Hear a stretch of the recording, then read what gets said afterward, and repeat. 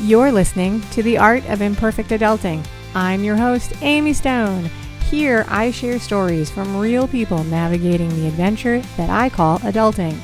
Are you ready? Me too. Let's do this. Hello, friends.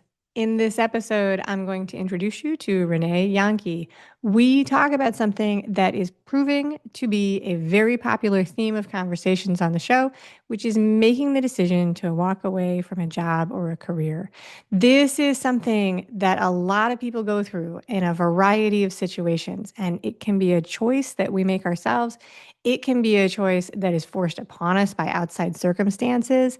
Like it or not, our jobs, our careers, our professions, these get all wound up in our self-concept of who we are, how we feel about ourselves, how we think other people see us. This can be a big, tough choice. So if you're ready, I'm ready. Let's do this. Renee Jahnke, welcome to Imperfect Adulting. Thank you so much, Amy. It's a pleasure to be here with you. I'm really happy you're here. Are you ready for a fun chat? I am ready for a fun chat. Let's go. Let's do it. I want to start by getting to know each other a little bit better. What part of the world do you call home?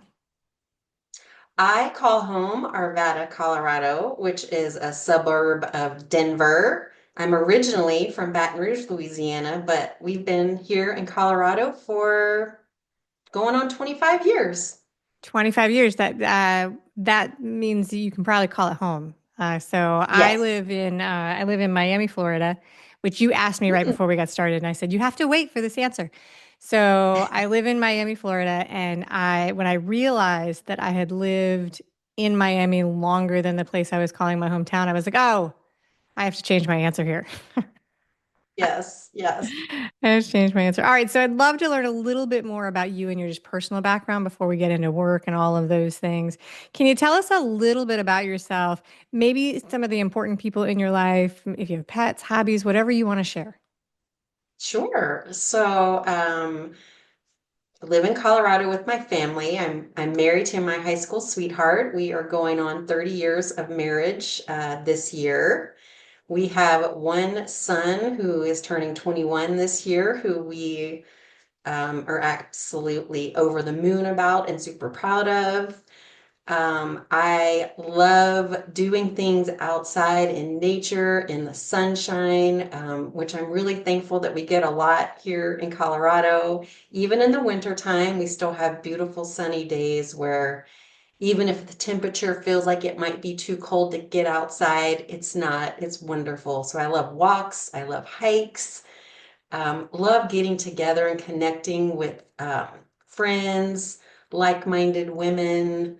Um, Gosh, what else? I love football. So well, by the time this tapes, we're going to be well into the non-football season. Yeah. So I'm dealing with that and looking forward to August to come again. Very good. Yeah, I know football season just ended. It was Super Bowl Sunday this past Sunday. And it is interesting, right? Because Florida is known as a sunshine state, but I think that Colorado actually has more sunny days than we do. I think you're right. Yeah, Yes. I've heard that. I've heard that. I've heard it. I've heard it. I take it. I believe it. I believe it. All right. So, to get to the topic of the day, we are going to talk about making the decision to walk away from a 26-year career. Does that sound like a good topic? That sounds like it's a topic I know really well. Yeah, well, you suggested it, so I just I'm going with it. This idea of career change and job change turns out to be one of the more popular things that people want to talk about on the show. And as the host and creator of the show, I think that's really interesting.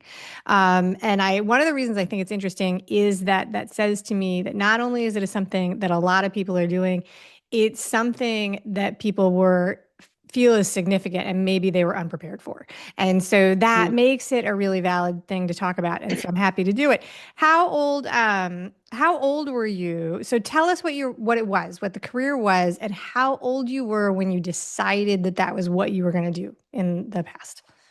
Yes, of course. So I was a pharmacist and a pharmacy manager for 26 years. I decided, let's see, in early high school, uh, I would say before ninth grade, by ninth grade, I knew that I wanted to be a medical professional. I loved the human body. I loved thinking about health and supporting people. Um, and back then, I wanted to be a doctor. And so then, as I went through high school, started my first semester of college, I realized, wait a minute, I love what I'm studying, but I want to have a family life too. And so I started looking through the other options of what I could do and still fulfill this need to learn about medicine and healthcare. And I found pharmacy, and luckily was at a university that had a pharmacy school. So my second semester, I switched to pharmacy school. So I knew back then that's what I wanted to do. And I really loved what I was doing, Amy. It was every day was a little bit different. I started out as a hospital pharmacist. We were living in Texas at the time. And I just loved what I did. I loved the people that I worked with. We moved to Colorado. I had the opportunity to work for a company that was like all encompassing. So it was your doctor, your the pharmacy, the lab, radiology, the insurance plan. So it was all under one umbrella, which was, I thought, really cool. And I got a lot of amazing opportunities. Sometimes when I tell people that I was in management, they're like, "Oh man, that's a bummer." But it was very rewarding. I was really fortunate to work with pharmacy teams and help build them up, support them with training, help them with workflow efficiencies, and just a lot of cool stuff. Work on, providing quality care to the patients that came into the pharmacy, and we prided ourselves on quality customer service. So those are all things that just were like very exciting to me, very important to me. And so I loved it. So let's back Um, up just a second because you said something that I want to highlight. I'd love to talk to people about the choices they made. And you mentioned in there that your first dream was doctor, which mhm. a lot of times our first career we choose is just from what we know about. Like if you ask a bunch of 10-year-olds what they want to do, they just pick, what their parents do, firefighters, policemen, teachers. It's just, it's all right? And there's a million other jobs. So, but you said that you were aware, and I think this is young to be aware of this. You shifted because you had some life goals, family goals that you picked up on didn't align with being a doctor. So my guess is that you're talking about the schedule and the demands on your time. Is that what was making you aware of that? So Absolutely. so you shifted because you wanted to have a job that aligned more with the lifestyle that you wanted and a regular schedule.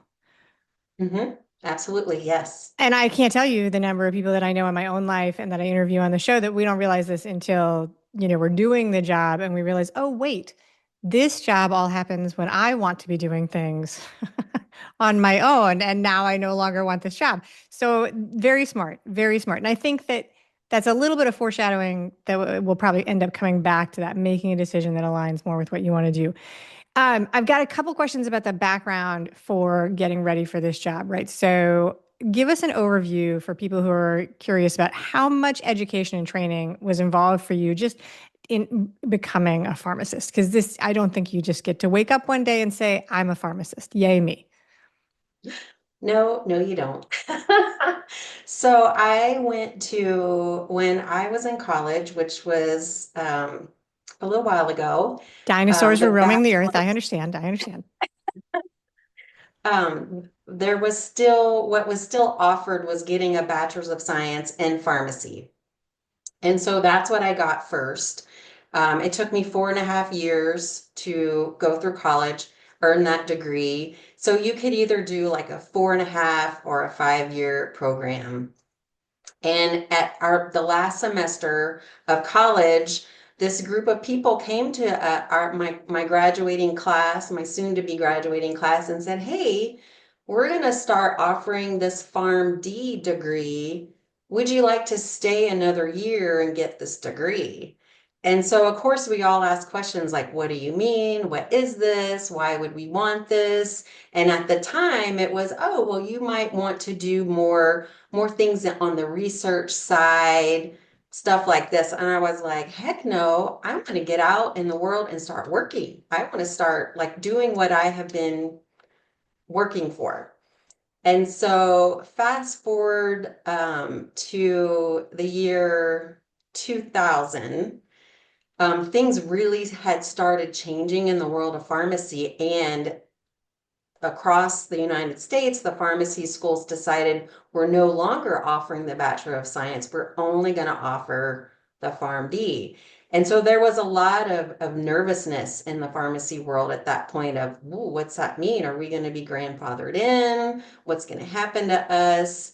And I still was relatively young, and I found an online non-traditional PharmD program that happened to be at the University of Colorado, which I wasn't living in Colorado yet, just yet. So anyway, I decided I'm going to go after this. We haven't started our family yet. It's just me and my husband still.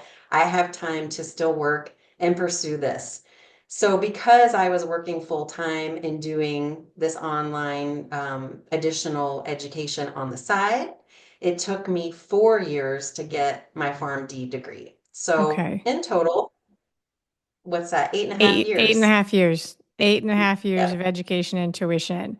I mean, I didn't know what the answer to that would be, but I suspected that it was quite a bit Mhm. of time and training. So we know that eventually you moved away from this career. But before we talk about this, you started on this talking about these things. Some of the things that you enjoyed about the career. You mentioned that you enjoyed working in management and building the teams and being a part of a holistic program. I guess that's the word we'd use. Like it was comprehensive, like lots of different things were wrapped up in it. What were some of the other things that you liked about the work you were doing as a pharmacist? Um, I did enjoy, while I wasn't the typical pharmacist dispensing prescriptions on the bench like the last 16-ish years of my career because of being in management. Um, I do remember I still really love talking to patients. So it's probably becoming clear that I'm very much a people person. I love to Okay. connect with people. I love to talk to people, get to know people, and really support and help people. And so anytime I was asked to consult with patients, I loved that.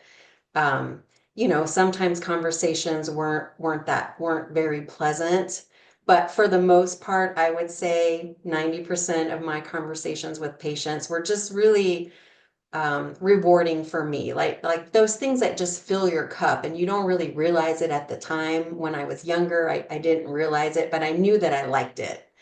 Okay. So to be able to have a conversation with a stranger, and they're wanting to know information that can help them. And sometimes you're talking about things that are life changing. They've just gotten a diagnosis that is pretty life changing for them. So to be able to give them just even a small piece of hope, encouragement, information to help things be a little clearer. I always enjoyed that as well. That's a window into you as a person. So I appreciate you sharing that very, very much. So now let's begin to talk about making the decision to walk away because you put a tremendous amount of time making this decision about choosing it as a career, a huge investment in time and professional training. I believe that it's a well recognized job, a lot of social credit, like well respected in the community to be a part of pharmacy. There's a lot of positives to this job. So how long ago was it that you began to think to yourself, I'm ready to do something else? So it was the last 2 years of my career in pharmacy, and I walked away from that in 2019. Okay. So that's been a number of years ago. Yeah. So 2 years prior, things had evolved. There had been lots of changes, and my role changed from doing all those really phenomenal things that I got to do with teams and supporting customer service and our quality healthcare, things shifted to um, we need you to keep these metrics. We need your teams to work faster. And I felt very much like I was running a fast food chain, which didn't align with what made me happy or what I felt like my purpose was. Um, Yet when I started realizing that I was feeling this way, I couldn't, number one, I didn't know what else I wanted to do. I didn't know what Okay. else was out there for me. And I kept thinking about, you've been in this career for all this time, like you, I only imagined retiring and I imagined that I would be old and gray. This is what I used to tell my husband. I'd be old and gray and someone would come and tap me on the shoulder and say, "Honey, it's time." So yeah, so all right, so let's dig into that a little bit more. What were so you mentioned that you weren't sure what else you would do and you it didn't match your perception of when this change was expected to happen in your life. So what other fears and concerns did you have when you started to think about this? So number one, financial. I was very concerned about the financial change if I were to leave my career. Because you were Pharmacists are well paid very compensated. well. Yeah. Yeah. Yeah, very well compensated. So that was number one. Yeah. Fortunately, unfortunately, No, I think, I mean, you got it. Like money is money and we need it to live and it's a valid thing. And I think that it's actually a luxury to be able to think about it before you make the decision than other situations where like, the company goes bankrupt, it's pushed on you, and then you're in a different situation. So yeah. So you were thinking about the finances. You didn't know what you were going to do.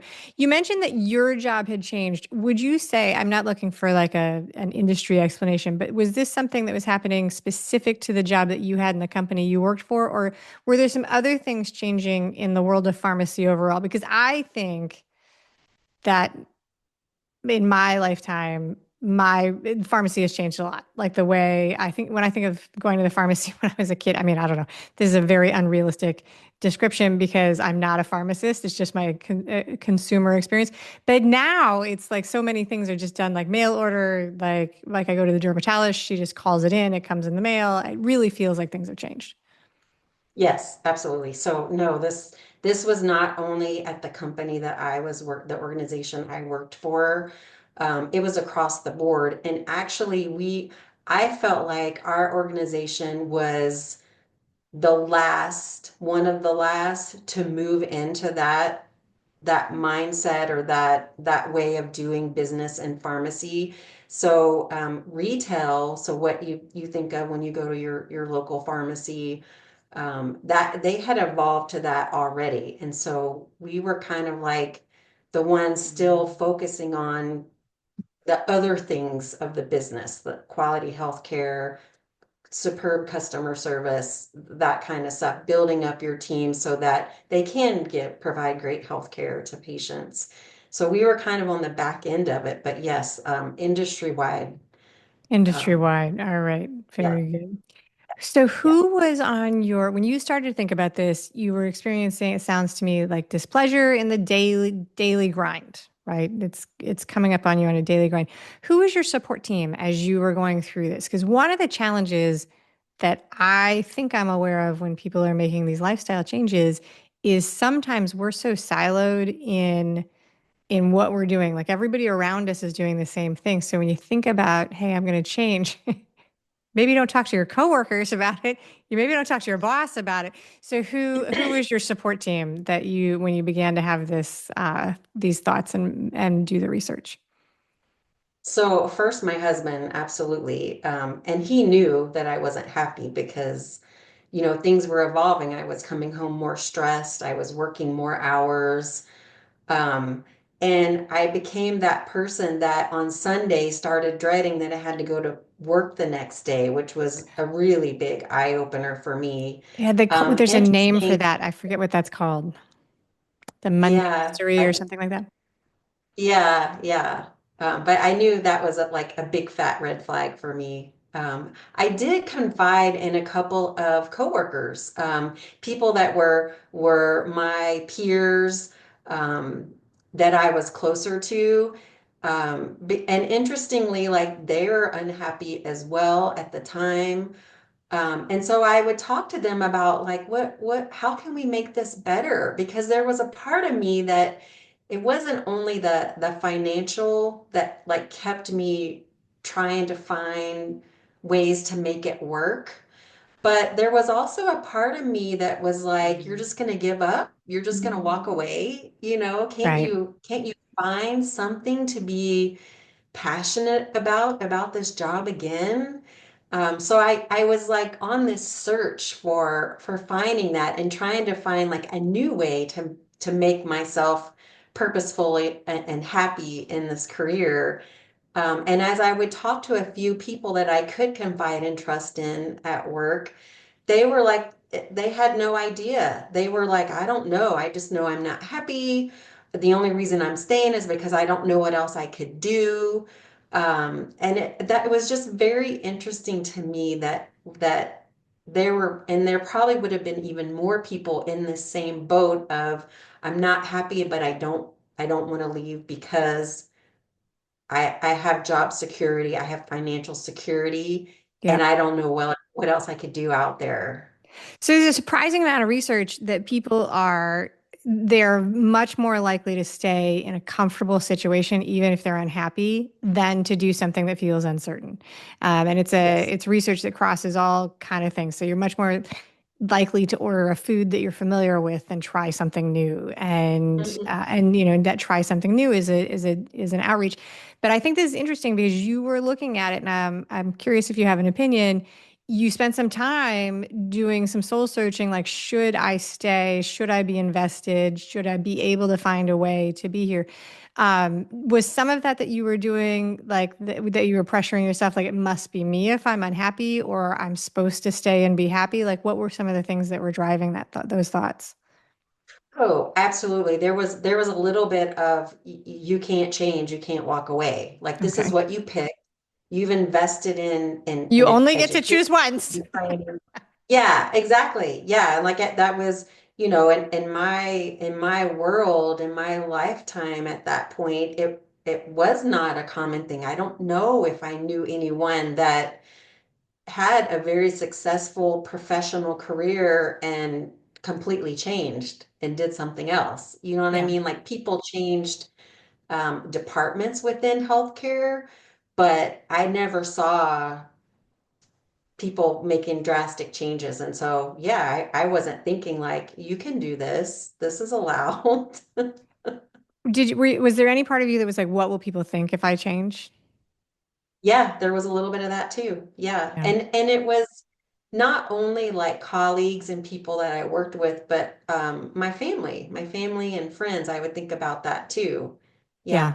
No, I think that makes sense. And I think I want to thank you for sharing that you felt like you were not allowed the choice and that you didn't have an example of other people making a positive shift. Because that's one of the reasons I want to share these stories, because representation really, really does make a difference in how people can feel about it. So then it was 2 years of you still working and trying to figure out what you were doing, putting some investment and soul searching into whether or not you could make it work within the firm you were in and the job. What did you decide to do, and how did you make the switch? So the sort of icing on the cake for me was that, let's see, at the time my son was, that would have been 2017. My son was 13, 14. And I realized, wow, look at the role model you are showing him. Like, stay in a career that you are absolutely not happy with, and come home and be impatient and too tired to spend quality time with your family. Like look what you're showing him is okay. And that was like that was it for me. I was like, all right, I'm making the decision because this whole journey, the whole 2 years, my husband was very supportive and very encouraging, and telling me, we will be fine. We will be fine. It's okay. You can leave that job. You will figure out what you want to do. And then finally, I realized what I was teaching my son, and I was like, that's it. And so I put my notice in like the next day. That is really interesting that it was the reflection back of how you wanted your son to see you, like the example you Mhm. wanted to be. That's a really powerful story. So then what did you decide to do? Tell us what you do now and also give it a description and tell people how they can find you online. Oh, sure. So when I did put my notice in and leave, I didn't know what I was going to do yet. Oh, so I you did not jumped with have no a safety plan. net. Okay. That seems very out of character. For the 30 minutes that I've known you, that seems like a very on Renee move, actually. It was so I had found a community college close to me that had an integrative health program, and I was like, okay, I'm going to start by taking some classes and finding out what's available out there. Okay. I was already interested in some holistic health things even as a pharmacist, like I was like, I don't want to take any of this stuff. I don't want any part of this stuff.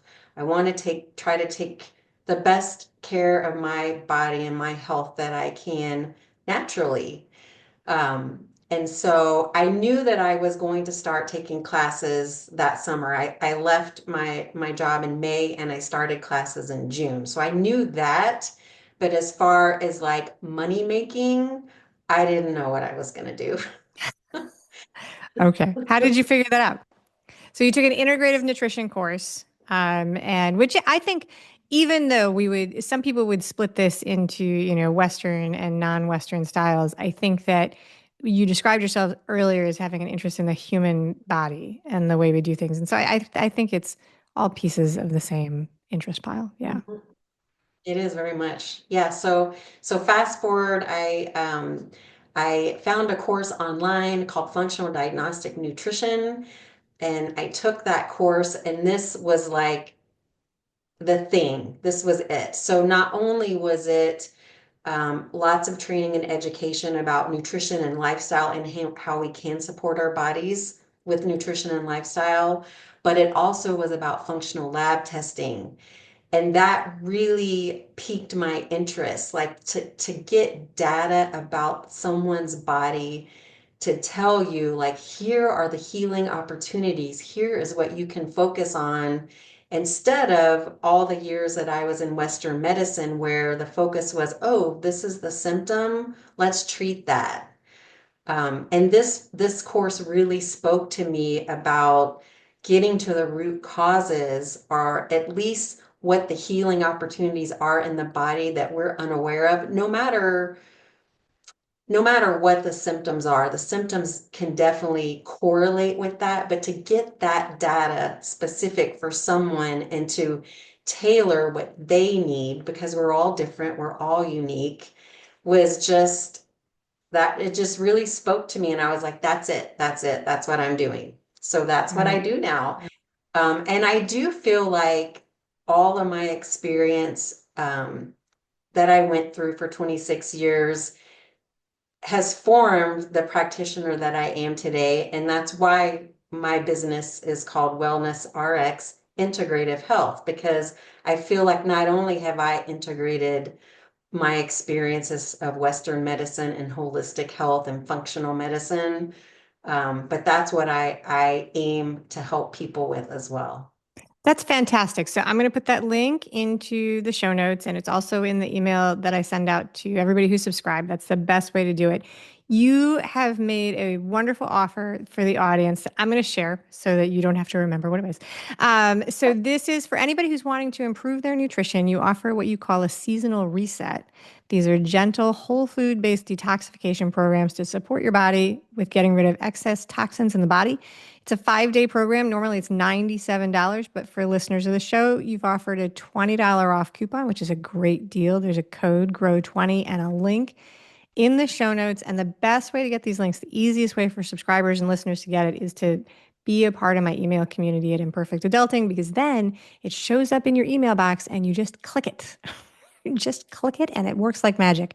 So that's very generous. I want to thank you for sharing that with the audience and sharing your transformation and all the decisions you made. This is a story that had decisions inside of decisions, choices and decisions, like sort of stacking up like dominoes. So I love to tell those stories. All right. So I'm going to ask you three totally random, unrelated questions. Are you ready? I'm ready. All right, here we go. Do you know the phrase "the best thing since sliced bread"? Is that something you've heard? Like when something is the best thing since sliced bread? Okay, right. What is one thing that you think is so fabulous for you that it is for you the best thing since sliced bread? Oh, my first thought is a recipe that I was recently introduced to. It was just a month ago. But so I am gluten-free, dairy-free. Very rarely do I eat sugar. And the reason for that is because of the effect it has on my body and that I feel so much better without those. And so this is like this amazing treat. It's chocolate and peanut butter, and it fits all those criteria. There's like 7 or 8 ingredients in it. It's easy to make, which also fits my cooking criteria. And it feels like this wonderful treat for me. Ah, all right. Very good. Very good. That's interesting. So I tried out that question on my teenager and he also answered with a food. He said, "Is it supposed to be a food?" So I'm not sure. Like I think that's very interesting. All right. So when you travel, I don't know if you travel, but if you travel and when you travel, do you consider yourself a light packer? Do you travel light or are you a person who brings everything and the kitchen sink? I do not bring everything in the kitchen sink. I would consider myself a light to medium. So I'm not the like, let me just throw everything in a backpack and I'm good to go. I need 1 or 2 more bags, but I'm definitely not the everything in the kitchen sink. I can do it. I can do it either way. Now with the low frills airlines, like if so I live in Florida, so Spirit before. So if I'm going to be flying an airline where they charge for like every single thing, I will try and game the system and be like, all right, I'm not taking any bags. I'm going to put everything that I need in my pocketbook. All right. So when you were a teenager, thinking way back to when you were a teenager, did you have a celebrity crush? And if so, who was it? Ooh, that's a good one. Um, So my first thought, and maybe this is because a couple days ago in conversation with friends, this movie came up, but there was a movie called The Outsiders. Yep. And it had a lot of, they were all young then, but now there's all these guys that have made it big.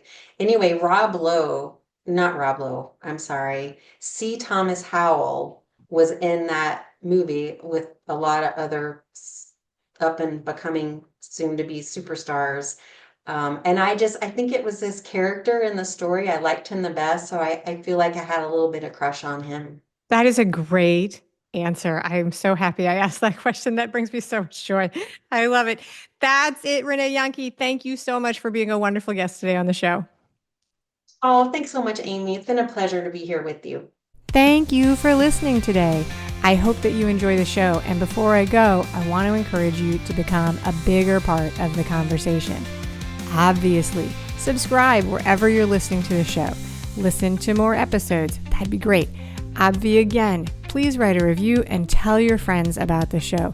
That truly is a great help for getting the show in front of new people. Okay, but more fun for you yourself, head over to imperfectadulting.com and join the email community. You'll get some free stuff right away, and that way you'll begin to get the emails about the podcast. This includes the links for the special offers from the guests, and it's the only way to get that. Also, if you aren't in the mood to listen, I actually include an article directly in those emails. Whee! Now, if you love this and you crave more time with me, Amy, as a coach, a mentor, or just adultier adult, numero uno, check out The Village. If you have a story you want to share with the listeners, I'd love to hear from you. I have an open application. Just let me know you want it. And that's a wrap for today. Until next time, remember, the journey is the destination. Ralph Waldo Emerson said that, not me. Well, until just now, I did just say it. But what I want you to hear today is that if your adulting journey isn't going the way you expected, that may not mean that you're lost. It may just mean that you're on your way. This is Amy Stone, signing off. The Imperfect Adulting podcast is created and produced by Amy Stone and Amy Says So. Anything expressed on this show is offered as entertainment, and the views of the guests may not always represent the ideas and viewpoints of the host. That's me. Amy does not intend or hold herself out to provide professional advice or recommendations of any kind. In the end, you and you alone need to make those kinds of decisions based on your personal and individual situation, needs, circumstances, and comfort level.